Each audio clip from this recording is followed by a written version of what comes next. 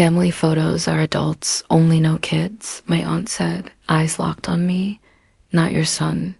She said it like she was announcing the weather. My 7-year-old, who uses a wheelchair and noise reduction headphones, was sitting at my side, tracing the edge of a napkin like it was a map. I didn't raise my voice. I wrote down her exact words, asked for the photographer's info, called the venue, and then looped in the person she didn't expect to exist, their ADA accessibility coordinator. On the day of the wedding, when she tried to enforce adults, only the photographer looked at her, at my son, and then at the manager who had a copy of federal law in a folder. My aunt's next line was silence. I'm Renee Kim, 32, pediatric OT, and mom to a 7-year-old named Theo who loves trains, blueberries, and any elevator with a glass wall. Theo has cerebral palsy. He uses a lightweight wheelchair and an AC tablet to speak in buttons when words get stuck in the tight place, and bright blue headphones when rooms get loud. Sometimes he flaps his hands when he's excited, which is often, because the world is interesting if you let it be. My family is a mix of big feelings and small patience. My Aunt Linda is my mom's older sister and the unofficial cruise director of any event she can get her hands on: birthdays, funerals, neighborhood potlucks, weddings that are not hers. My cousin Elise, Aunt Linda's daughter, was getting married at a country club just outside St. Louis, the kind with chandeliers and a coordinator named Brooke, who says, of course, like a vow. I was excited for Elise. I was also prepared. Theo and weddings have a truce that requires logistics, early arrival, breaks, a quiet room, clear exits, and no one touching his chair without asking because it's part of his body. 2 weeks before the wedding, Aunt Linda started a family photo schedule thread. The plan: after the ceremony, everyone gathers on the lawn for the big shot, then extended family, then adult cousins, then just the grown-ups. Scrolling, I saw a line like a pothole. Adults only for the family portrait. No children. I texted, hey, Theo will be in any family portrait that includes me. She replied in the tone she uses for bless your heart, this is Elise's vision. Children will have their own photo later. The family portrait is literally family, I wrote. Theo is family. She responded with a smile. Emoji, and ended the conversation the way she ends arguments, by pretending they didn't exist. 2 days later, we were at a pre-wedding dinner in a hotel ballroom, with carpet that looked like a magic iBook and lighting designed to make everyone think they were in a movie. Aunt Linda took the mic for housekeeping. She reminded people not to block the aisle for photos and to use the hashtag with the bride's name and a pun. Then, with the cheer of a camp counselor, she added, and remember, after the ceremony, family photos are adults, only no children. We'll do kid pictures later. She didn't look at the other kids. She looked at me. Theo pressed the more button on his AC and then, confused, I squeezed his hand. Me too, buddy, I whispered. I could have stood up and turned the housekeeping announcement into a teachable moment with an audience. Instead, I opened my notes app and wrote 7:19 p.m. Aunt Linda. Family photos are adults, only no children. Not your son. I'm boring when I'm angry, which is how I've survived rooms where everyone else thinks the loudest person wins. Paper wins. The next morning, I emailed the photographer listed on the wedding website and CC'd the venue.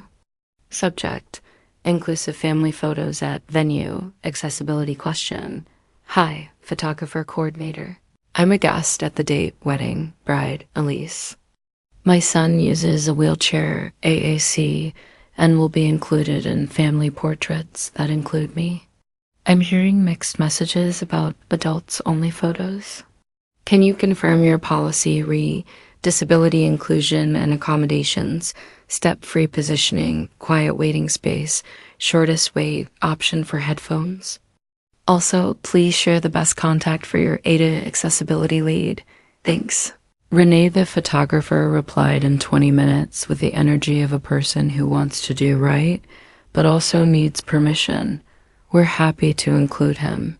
She wrote, we pose families however they want, and we've got a ramp for the South Lawn.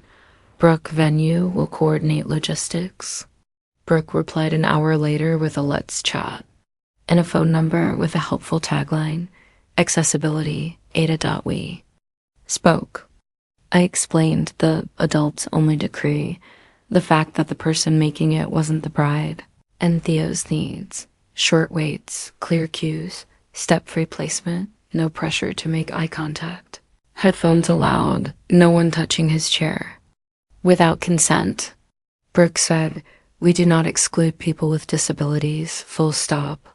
Adults-only family photos is not a thing we enforce, we'll handle it. She promised a quiet room near the lawn, shade, water, and a plan to bring Theo in for the shot when it was time, so he didn't have to be in the scrum. Then she asked a question. I didn't expect that made me like her even more. Can I put something in writing for the day of team? She said. It helps if everyone has the same map. Yes, I said. Please do and send it to me. She sent a one-pager that afternoon titled Family Photo Inclusion Plan, Bride, Wedding. It included all family portraits are inclusive. Guests with disabilities are not excluded. Blue headphones allowed in photos. No retouching to remove medical devices, mobility aids. Use South Lawn ramp. Place Theo in front row center. With parent, AAC permitted. Quiet room reserved in library, first floor with water. Radio call when ready. If a guest attempts to exclude, call manager. She CC'd the photographer the day of manager security, and because she is wise herself, I forwarded it to Aunt Linda with a short note, per venue policy and federal law, Ada Title III. Theo will be included in any family portrait that includes me. Please don't put staff in a bad position by asking them to exclude a family member. Thanks, Renee. She did not reply. She put 3 dots in the thread and then stopped, which is the texting equivalent of a flounce. The plan for the day was as much about Theo as it was about my sanity. Arrive early. Park in the accessible spot by the side door, not the front chaos zone. Check in with Brooke. See the quiet room, fill the ramp, meet the photographer with a smile, and specifics. Bring what the internet calls success snacks. Puffs, blueberries, train stickers, and what I call insurance. Print a copy of the inclusion plan in a tiny blue HAHLIGHTER. Keep conversations in writing. If someone said a sentence that would matter later, I wrote it down. I do not trust memory in rooms with music. Say one sentence calmly and repeat as needed. Theo will be in any family photo that includes me. I also coached my mom, who is quieter than her sister and sometimes forgets she's allowed to disagree. Mom, I said, if Linda tries anything, I need you to say, he's family. Just that. She nodded like a woman who'd been given a small script that fit. The wedding, it was beautiful. Elise looked like joy wearing a dress. The venue looked like a movie with a better budget. The ceremony had a string quartet and vows that were simple enough to feel true. Theo added clap on his AC after the kiss and then clapped with his whole body. After, guests flowed to the lawn for cocktails and photos. I checked in with Brooke, who pointed with pride at the ramp and the shade tent. We're ready, she said. The photographer waved. We'll move you in and out fast, she promised. We waited in the quiet library with water and train stickers while the bride and groom with parents. Shots happened outside. Brooke's radio crackled. Family portrait in 2 minutes. A voice said. We rolled to the edge of the lawn. The photographer was lining people up on 3 risers. Kim family. She called. My mom and I moved forward. Theo pressed. Happy, happy, happy. Aunt Linda materialized, smile sharp. We need the adults first, she told the photographer, then circled to me. Renee, we'll do kids after. Family is first, I said. Theo is family. This is not the time, she hissed. It's exactly the time, I said. And for once, I was not the one shaking. She turned to the photographer. Adults only, please. The photographer looked at her, then at me, then at Brooke, who had stepped up like a stage manager who knows when the stage requires someone to be in charge. Brooke held up the one-pager. Our policy is inclusion, she said calmly. Family portraits include family. It's the bride's vision, Linda said. Hands out like an offering the gods would reject. Brooke didn't raise her voice. This is a place of public accommodation, she said. We do not exclude people with disabilities from photos, period. Fine, Aunt Linda said. Then put him on the end so we can crop him if needed. I heard it like a slap. So, did. The world. The air changed. The photographer, bless her spine, said, we don't pose to crop out family. My mom, soft-spoken all my life, found the wine I'd given her and made it her own. He's family, she said. Then louder, he is family.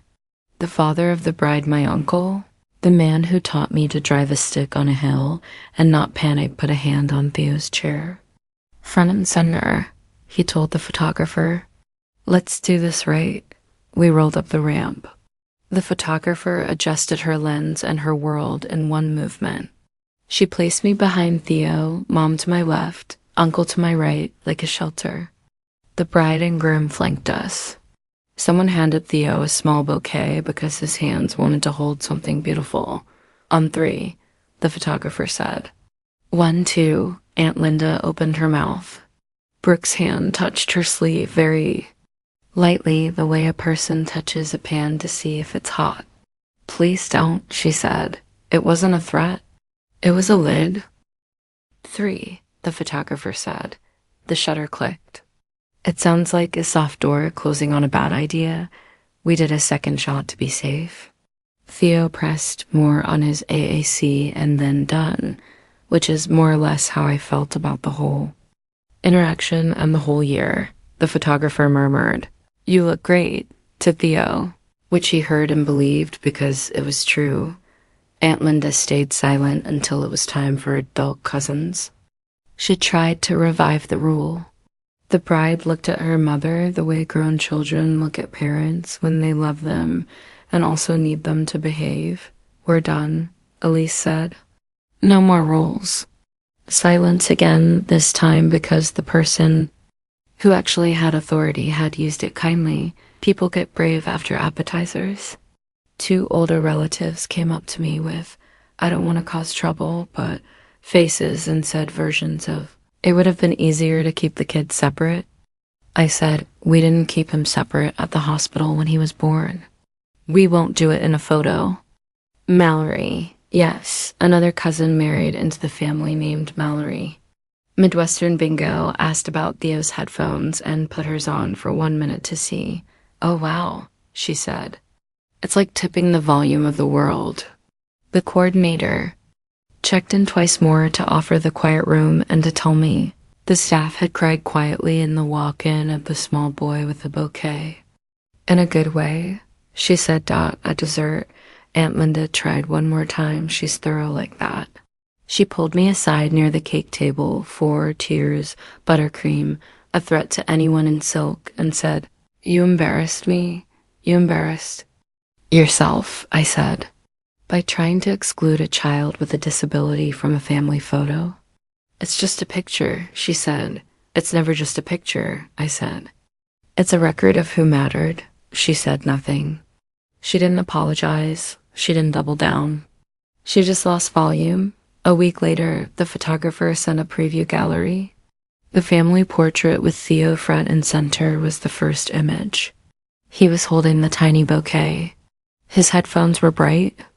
My mother looked like a warrior who finds battles at 60. The bride's smile reached her eyes. The comments on the shared link from cousins I barely know were all variations of, this is the one. The venue posted a blog about inclusive weddings featuring a shot of the ramp and a paragraph about how they don't remove devices or mobility aids in retouching and invite all family into family photos.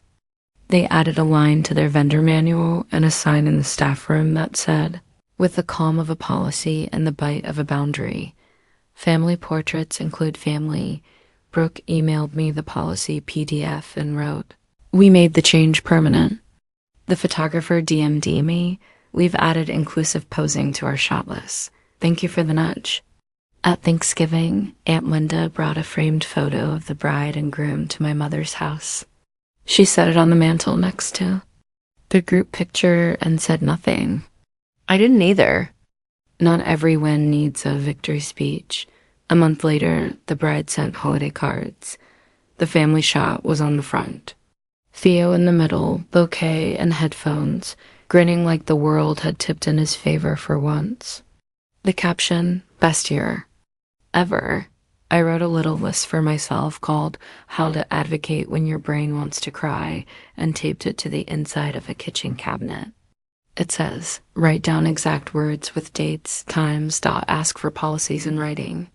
Copy the person who can say, 'We don't do that here.' Offer specifics, ramp, wait time, headphones, keyword, no touching chair. Use one sentence on repeat. Family portraits include family. Say thank you to staff who show up. They become allies for the next family." I also emailed the AD office at my hospital. I work there 3 days a week. I asked if they'd consider a one-page resource for families, navigating weddings and events with kids who use devices or mobility aids, what to ask venues, what to send photographers, how to frame inclusion as a foregone conclusion, not a favor. They wrote back, "We'd love to," and asked me to co-write it with a social worker. We called it Say Cheese, Not Please, a guide to inclusive photos, and the only way I will improve on that title is never. Aunt Linda hasn't apologized. She might never. That's a weather system I don't control. But at the next family thing, Grandpa's 80th, she didn't say adults only. She actually said, "Let's get everyone," and she meant it. Theo rolled into the front like he owned the floor.